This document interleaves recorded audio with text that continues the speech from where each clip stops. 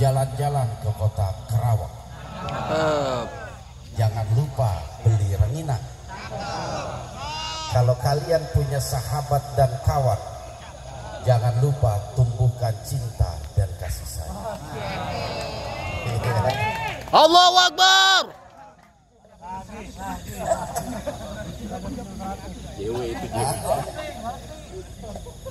Oke, bismillahirrahmanirrahim. Assalamualaikum warahmatullahi wabarakatuh. Waalaikumsalam warahmatullahi wabarakatuh. Alhamdulillah nahmaduhu wa nasta'inuhu wa nastaghfiruh wa na'udzu billahi min syururi anfusina wa min sayyiati a'malina. May yahdihillahu fala mudhillalah wa may yudlil fala hadiyalah. Ashhadu an la ilaha illallah wahdahu la syarikalah wa ashhadu anna Muhammadan abduhu wa rasuluhu la nabiyya ba'dah. Allahumma salli wa sallim ala nabiyyina Muhammadin wa ala alihi wa sahbihi ajma'in, amma ba'd. Qala Allah Ta'ala fi kitabihil karim, a'udzu billahi minasyaitonir rajim. Bismillahirrahmanirrahim. Innamal mu'minuna ikhwah fa aslihu baina akhawaykum. Wa qala an-nabiy sallallahu alaihi la yahillu li muslimin ayyahjura akhaka salasa layalin. Sadaqallahul azim wa sadaqa rasulul karim sayyidina Muhammadin wa ala alihi wa sahbihi ajma'in. Sahabat-sahabatku yang dirahmati Allah Subhanahu wa taala, puji syukur mari sama-sama kita panjatkan kehadirat Allah Subhanahu wa taala yang telah mengumpulkan kita di tempat yang insya Allah penuh keberkahan ini. Mudah-mudahan sahabat-sahabat sekalian tetap dalam keadaan sehat walafiat, dalam keadaan iman dan Islam, tetap teguh dalam perjuangan. Mudah-mudahan Allah pun senantiasa memberikan perlindungan dan pertolongannya kepada kita apapun yang kita hadapi dalam perjuangan ini. Salawat dan salam tak lupa pula kita kirimkan kepada baginda Rasulullah Sallallahu Alaihi Wasallam sebagai suri tauladan kita semua. Baiklah sahabat-sahabatku, tadi Akhina Zulmi menjelaskan kepada kita pentingnya kita membersihkan diri dari sifat benci kepada saudara kita. Benci ini merupakan satu virus yang ketika telah berjangkit di dalam hati manusia hamba Allah, bukan saja akan menghalangi kebaikan-kebaikan yang akan dia kerjakan, bahkan kebencian itu akan menggugurkan kebaikan-kebaikan yang telah dia laksanakan. Jadi bahaya nih kalau kita dalam hati kita masih memiliki kebencian. Apalagi ketika ada saudara, sahabat, kawan kita yang melakukan kesalahan kepada kita. Kalau tidak segera kita maafkan, wah ini bahaya. Bahaya sekali. Bisa berpengaruh kepada amal-amal soleh kita yang lainnya. Sahabat syiar yang dirahmati Allah Subhanahu wa taala, di pembicaraan yang kedua saya akan membahas tentang menumbuhkan cinta dan kasih sayang. Wah, ini menarik ini. Karena apa? Islam telah banyak memberikan satu pedomannya kepada kita, keutamaan ketika kita mampu menumbuhkan cinta dan kasih sayang. Bukan saja kepada orang tua kita, bukan saja kepada guru-guru kita, bukan saja kepada anak keturunan kita, tetapi bagaimana cinta itu tumbuh berkembang kepada saudara-saudara kita, sahabat kita, kawan kita. Ini sangat penting. Allah Subhanahu wa taala telah memberikan satu petunjuknya kepada kita, bahwasanya rangkaian kehidupan manusia bukan saja terhenti ketika kita menjalani hidup di alam dunia, tapi ada satu kehidupan yang kelak kita akan sama-sama rasakan dan sama-sama kita jalani, yaitu kehidupan akhirat. Rasul telah banyak memberikan petunjuknya bagaimana situasi padang mahsyar yang begitu mencekam. Bahkan ada seorang manusia yang dia tenggelam karena keringat. Karena memang posisi matahari sangat dekat di atas kepala kita. Rasulullah Shallallahu Alaihi Wasallam telah menjelaskan kepada kita ada 7 golongan yang Allah akan berikan naungan pada situasi padang mahsyar yang sangat mencekam. Ada 7 golongan yang Allah akan payungi hamba tersebut. Karena apa? Karena kebaikannya di alam dunia. Dan salah satu golongan yang akan mendapatkan naungan Allah yang tidak ada seorang pun mampu memberikan naungan pada hari itu adalah ketika seseorang bersahabat karena Allah Ta'ala. Mereka berkumpul karena Allah dan berpisah pun karena Allah. Mereka itulah yang akan mendapatkan pertolongan Allah di situasi padang mahsyar. Makanya ini yang harus kita perhatikan. Seseorang yang berkawan, bersahabat di jalan Allah, mereka senantiasa berkumpul, bertemu karena Allah. Begitu juga di saat mereka berpisah pun karena Allah. Penting bagi kita sebagai umat baginda Rasulullah Sallallahu Alaihi Wasallam menumbuhkan cinta antar sesama, antar sahabat, antar kawan. Siapapun yang kita kenal, kita tumbuhkan cinta dan kasih sayang. Kalau kita merasa diri kita tidak sempurna, maka jangan mengharap kesempurnaan pada diri orang lain. Kalau kita merasa pernah berbuat zolim, berbuat dosa, berbuat salah kepada sahabat kita, jangan kita berharap sahabat kita pun tidak akan menyinggung ataupun merasakan jerih payahnya dalam hati kita. Kita harus bisa sama-sama memahami. Makanya ketika ada satu kendala, ada satu persoalan yang menghampiri dalam perjalanan persahabatan itu, fa aslihu baina akhwaikum. Allah telah memberikan petunjuk. Innamal mu'minuna ikhwah, sesungguhnya orang-orang mukmin adalah bersaudara. Maka damaikanlah ketika mereka mengalami satu guncangan, satu perselisihan, satu silang pendapat. Jangan malah ngipasi. Kita kan demennya ngipasi. Wah, si A tuh bikin grup sendiri. Oh, gue juga kesel tuh. Tuh bikin kelompok sendiri. Padahal ini udah ada kelompok Korwil di Kerawang, dibikin kelompok sendiri. Wah, semua unek-unek dikeluarin. Seharusnya apa? Allah memberikan petunjuk, fa aslihu baina akhwaikum. Engkau memiliki kewajiban untuk mendamaikan itu, walaupun kita secara batin tidak suka terhadap apa yang dilakukan saudara kita.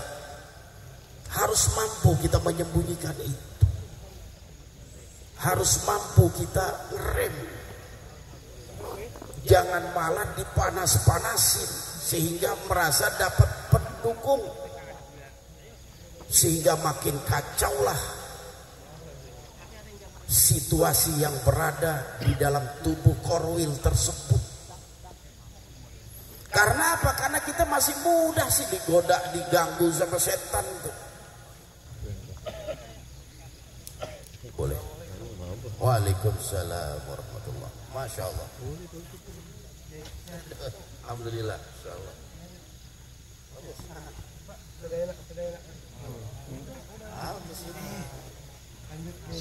Oke. Sampai mana tadi itu? Sampai sini, Bah. Mana aja ya? Oke lah, mungkin itu saja yang dapat saya sampaikan. Belum kan? Apalah saya mah. Mudah. Oh, kipas. Kadang kita suka seperti itu, mudah dibujuk, dirayu, digoda, dibisik-bisiki tentang satu perseteruan.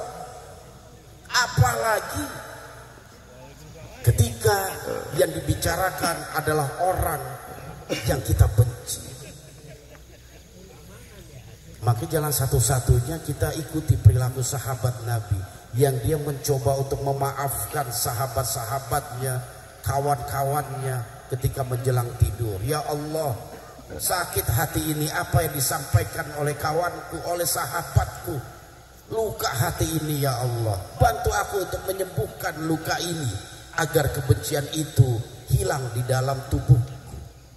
Aku maafkan ya Allah kesalahannya, namun bantu aku untuk mengobati sakitnya hati.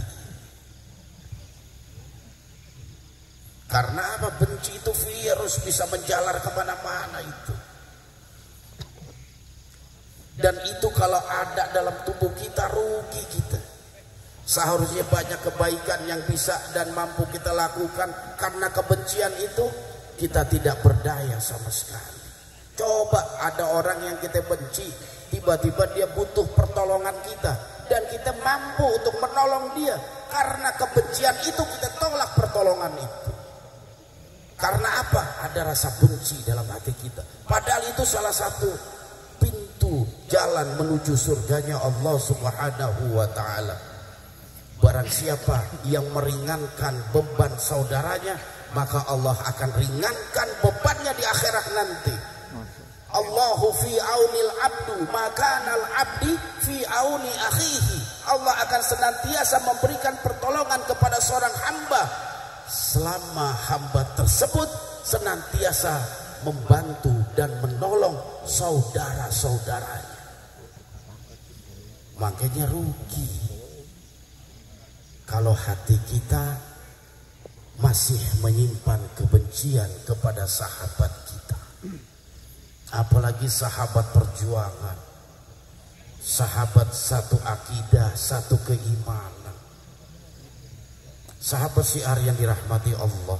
Di akhirat nanti, ketika masing-masing telah mengetahui dan masuk ke dalam pintu masing-masing, tempat duduknya masing-masing, apakah di surga ataupun di neraka, seorang sahabat Allah berikan wewenang untuk memanggil sahabat-sahabatnya yang mendapatkan siksa di neraka untuk dimasukkan ke dalam surga. 70 orang kita diberikan kesempatan untuk mengajak mereka masuk ke dalam surganya Allah Subhanahu wa ta'ala. Luar biasa keutamaan ketika kita mampu menumbuhkan kecintaan kita kepada saudara kita. Bahkan Rasulullah Shallallahu Alaihi Wasallam menegur kita, la yahillu lil muslimin, tidak halal bagi seorang muslim ayah juro akhoka, dia tidak tegur sapa kepada akhoka, kepada saudaranya, dia buang muka dibuang. Gimana nyarinya tuh kalau hilang? Gak mau tegur sapa, tidak memulai mengucap salam, selalu menghindar saudaranya. Fauqa salasal layalin, lebih dari 3 hari. Nabi memberikan waktu 3 hari untuk kita memperbaiki hati kita. 3 hari. Begitu lebih dari 3 hari kita masih benci, masih buang muka, gak tegur sapa, la yahillu li muslim, tidak dihalalkan bagi seorang muslim. Artinya apa? Perbuatan tersebut merupakan perbuatan yang diharamkan. Hari keempat kita masih seperti itu, haram. Hari kelima belum juga kita berubah, haram.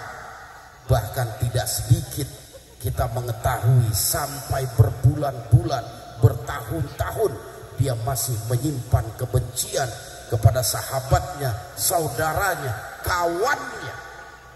Berapa banyak dosa yang telah dikumpulkan.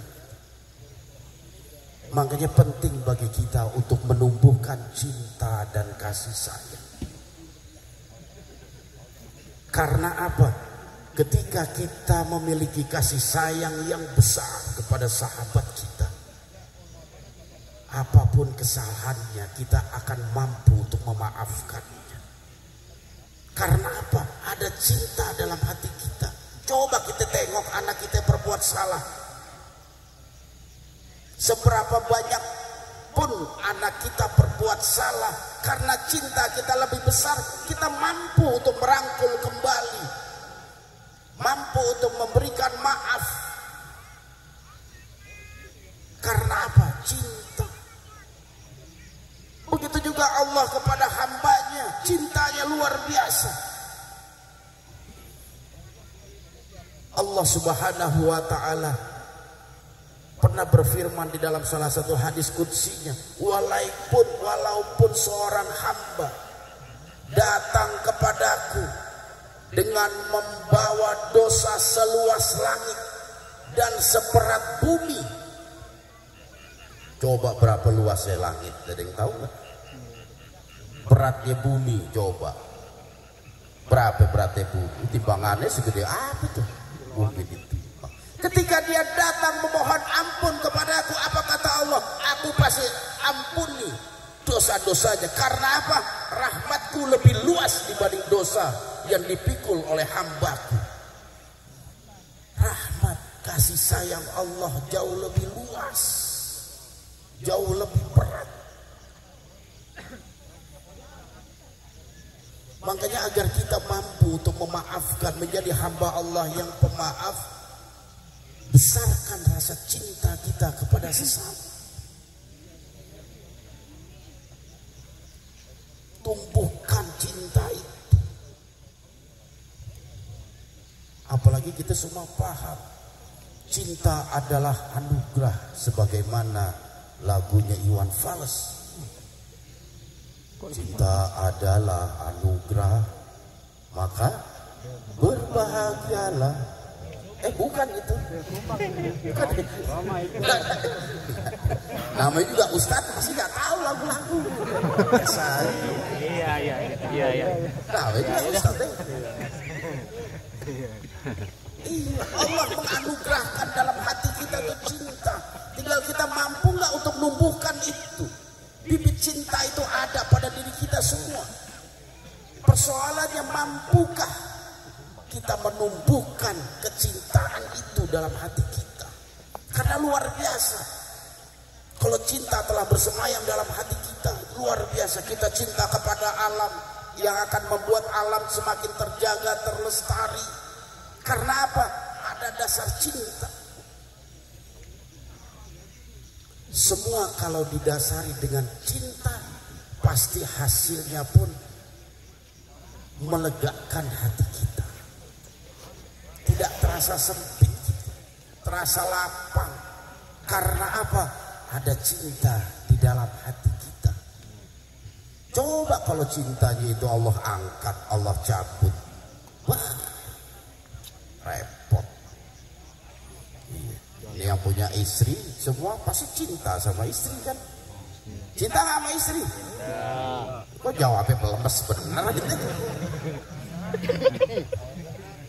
Ya cinta lah, Pak. Sayang. Bahaya ketika rasa cinta itu Allah angkat. Sehingga seharusnya kita mampu menciptakan rumahku adalah surgaku. Kebalik jadinya, rumahku adalah nerakaku. Karena apa? Allah telah angkat cinta dan kasih sayang dalam hati kita. Maka selalu minta kepada Allah, ya Allah, anugerahkan hati ini untuk selalu cinta kepadamu, cinta kepada nabimu, dan cinta kepada saudara-saudaraku semua. Minta kepada Allah. Karena kalau cinta itu ada, jangankan persoalan yang besar, persoalan yang kecil nggak berarti bagi kita. Karena apa? Ada cinta kita jauh lebih besar dari kebencian yang ada. Itu semua telah dicontohkan oleh sahabat-sahabat baginda Rasulullah Sallallahu Alaihi Wasallam. Bagaimana Nabi mampu untuk mencetak generasi yang ada di zaman beliau. Yang pertama Nabi tumbuhkan adalah bagaimana menumbuhkan cinta di antara para sahabat, cinta antara kaum muhajirin dan ansor. Cinta ini akan melahirkan kekuatan yang tidak akan mampu dibendung oleh musuh-musuh kita. Karena apa? Musuh kita penuh dengan kebencian.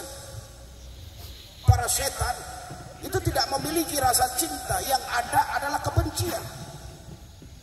Sebagaimana yang digambarkan oleh bapak moyangnya itu iblis. Begitu benci kepada Adam, benci, dendam.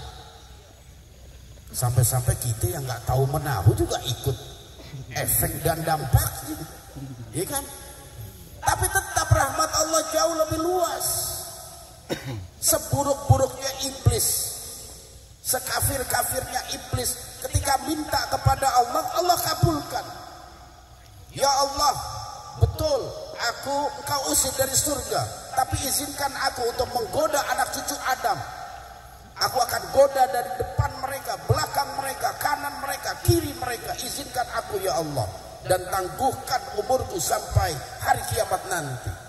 Apa kata Allah? Dikabulkan doanya iblis. Padahal iblis adalah makhluk yang Allah laknat. Tetap ketika minta, Allah akan beri. Karena apa? Kasih sayang Allah sebagai Rabb, sebagai Tuhan sang pencipta. Segitu makhluk yang ingkar, apalagi kita beriman semua kepada Allah dan Rasul. Seberapapun besar dosa kesalahan kita kepada Allah, jangan lupakan kita untuk minta selalu kepada Allah. Nanti kenapa sedikit doa sama Allah, aduh nggak enak, ini pasti banyak dosa. Paling begitu jawaban. Padahal kalau dibandingkan iblis, dosanya lebih besar banyak. Tapi tetap dengan rahmatnya Allah, Allah mengabulkan para pendosa, para pemilik maksiat. Allah tetap kabulkan. Tapi juga jangan keenakan ente, harus tobat juga. Iya, jangan keenakan. Begitulah Allah memiliki sang pemilik cinta. Allah telah buktikan semua. Walaupun kita selalu berbuat salah kepada Allah, tapi pernahkah Allah mengecewakan kita? Pernah nggak tiba-tiba satu hari kita nggak dikasih oksigen sama Allah? Pernah nggak? Pernah. Kalau toh kita ada sakit, itu kasih sayang Allah. Agar kita ingat pada Allah, jangan kebablasan ente, kasih batu, kasih pilek, badan pegel-pegel. Padahal nanti malam nih mau ke diskotik nih, begitu sore badanku jadi nggak enak nih, kayak orang masuk angin.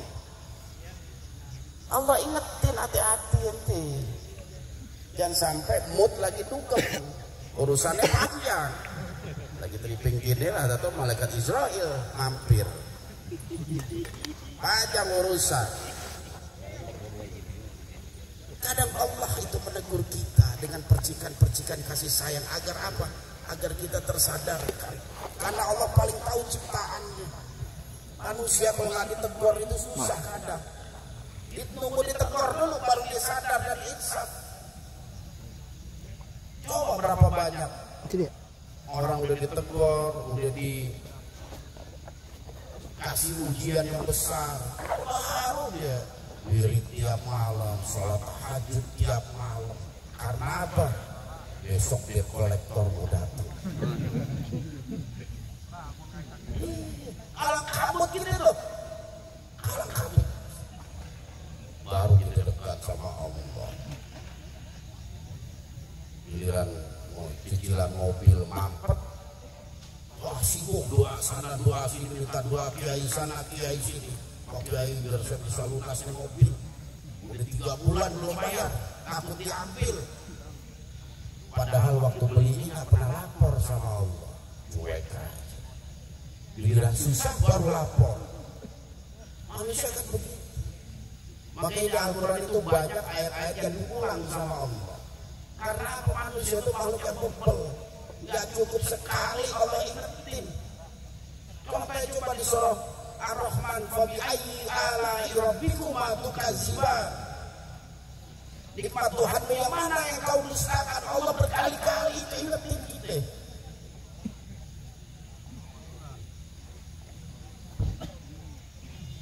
Berapa jumlahnya itu? 30? 30?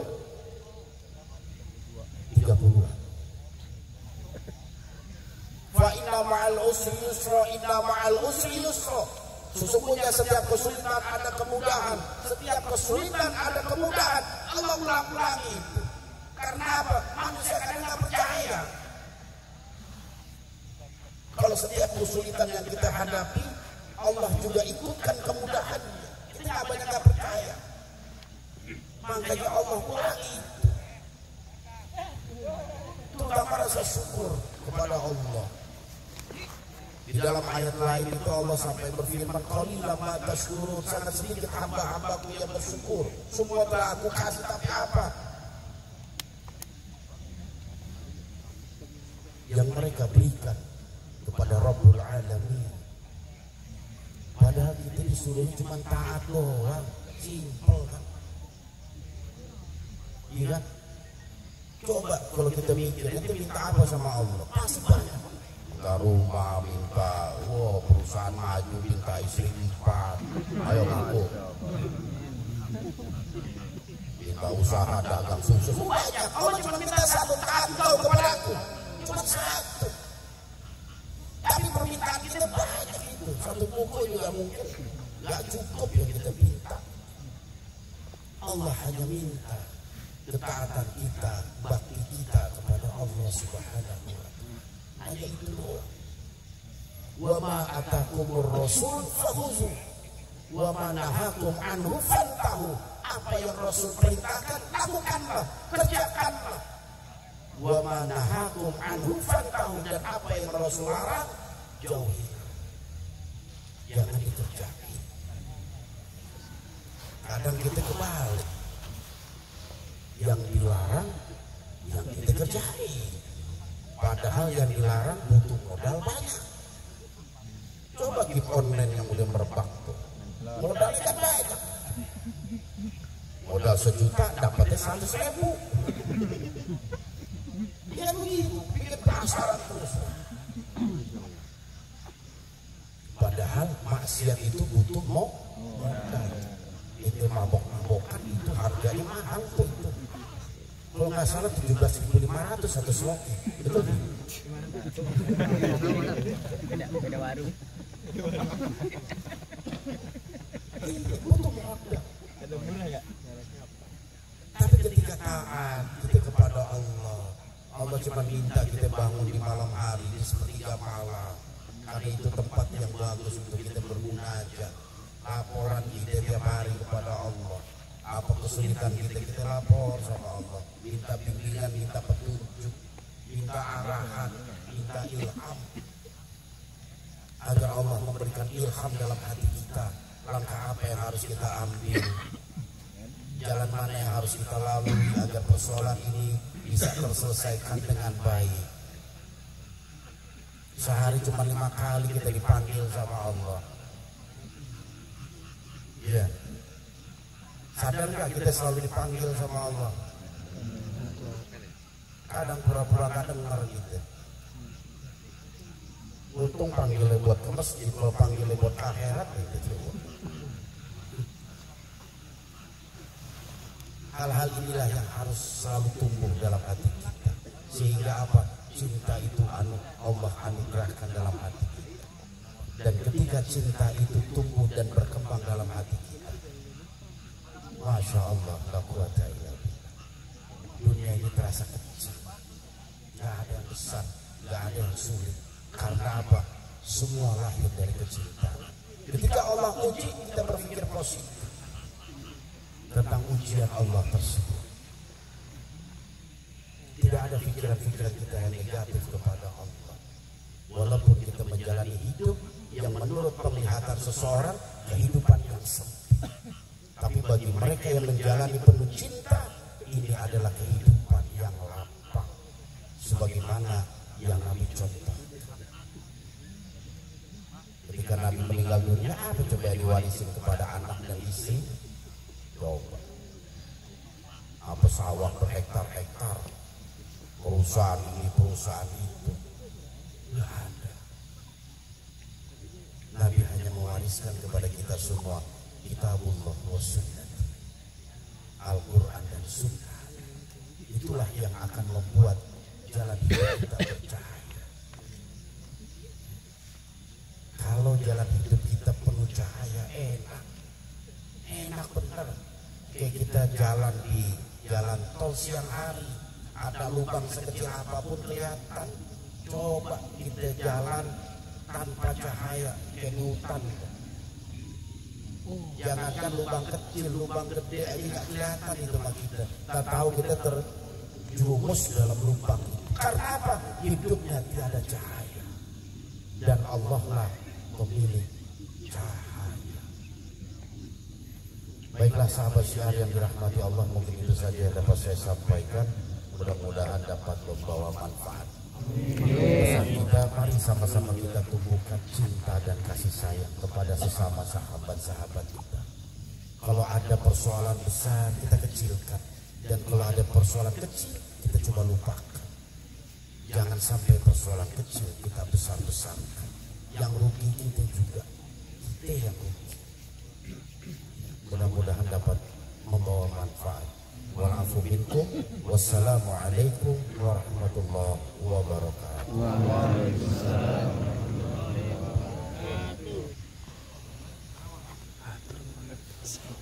MC Karawang.